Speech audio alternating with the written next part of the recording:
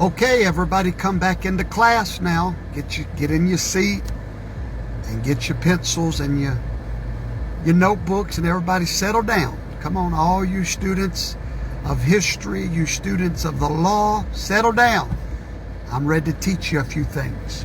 What happens if President Donald Trump does not concede the election? I talked about it in a previous video, but I'm gonna cut right to the chase. It's happened 2 times in history. It happened in 1800. It's happened in 1824. And if you'll remember, Hillary Clinton told Joe Biden not to concede. You remember that? Before this election, she told him, do not concede. You know why she told him that? I hate to say it, smart woman. She knows the law. But most Americans don't. Most of you watching me don't know it. I didn't know it. But now I do, and knowledge is power. And I promise you, Donald Trump knows what I'm fixing to tell you. So do all of his lawyers. Okay, so here's what happens. Real simple. The most powerful thing that keeps the peace in the United States of America is not required by law. It's just a custom. And it's called a concession speech. We've been doing it for a long time, but there's no law that requires a concession speech. However, it does aid in the peaceful transfer of power. So normally when a presidential candidate is in a fight for the presidency, it's a powerful position. It's like a throne, a king fighting for his throne. He has supporters. And those supporters are literally ready to fight, if you will, for their guy. Hey, that's just the way it works, folks. It's been that way since the dawn of time. At the moment of the concession speech is when those people that support this guy are pretty much given the green light to simmer down, go back home. It's all over. It's a surrender. It's a white flag of surrender. But it is not required in the Constitution. It's simply a custom. It's a wonderful custom. Once a president concedes, the battle is over. There's no more legal fighting. There's nothing. Everything after that just sort of happens with a rubber stamp. Then the electors get together. They cast their votes in Washington, D.C. The president is officially elected and the votes are certified. And that certification gives that man the presidency. But more importantly, his concession speech from the opponent is what gives him legitimacy and a transfer without drama. But 2 times in our history, presidents did not concede the election. Why? Well, not because they were trying to be rambunctious, but just like Al Gore, they knew that something was off, and they were not ready to give up a fight with a margin less than 1% in all the battleground states. According to the law, Georgia is going to be recounted. We do not have any official result anywhere in the nation. Pennsylvania is going to be recounted. Arizona is still being counted.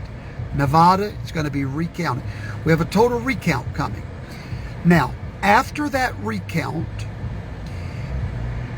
the president has legal options to go to court to prove irregularity. So let's just say that none of that works and the president still will not concede the election.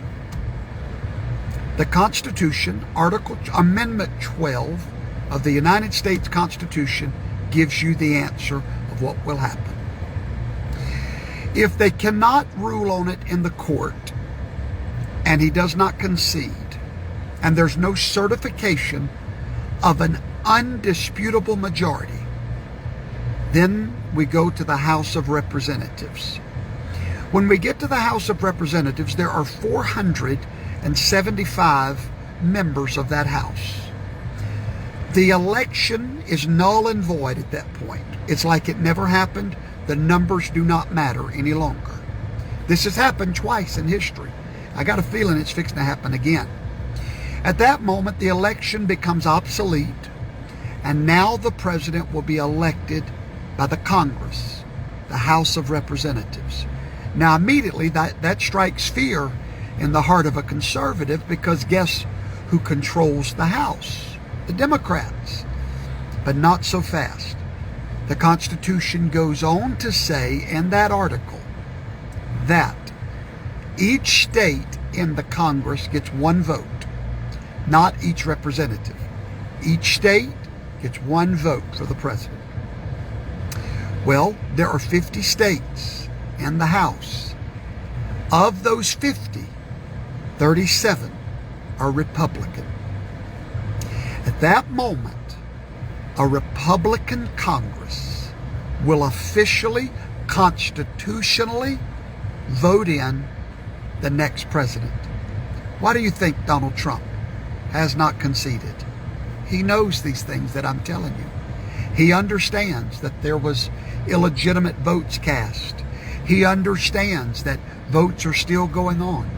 Now, he may get tired of the fight. I don't know. I don't think he is, though. But he does have a constitutional remedy to his dilemma. This is going to be interesting to watch. But remember, Hillary Clinton told Joe Biden, do not concede no matter what. Now, why did she tell him that? Because she knows what I'm telling you. And so, Joe Biden has won a few battleground states with less than 1%. Those are automatic recounts. We will not have a winner till we have a certification.